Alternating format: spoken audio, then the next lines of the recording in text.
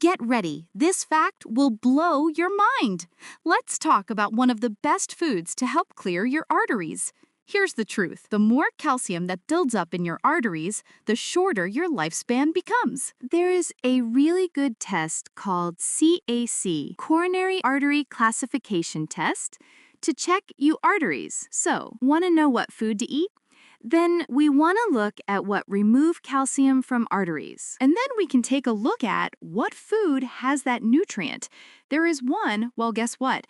There is a vitamin that removes calcium from arteries called vitamin K2. Vitamin K2 prevents calcium from forming in your arteries. So, what food are loaded with K2? Exact food that they tell you to avoid. Did you realize the best source of vitamin K2 is in the fattiest cheese that you can eat? And meat, egg yolk, also sauerkraut, other fermented vegetables? So you might think twice the next time someone recommends a low-fat diet for heart problems.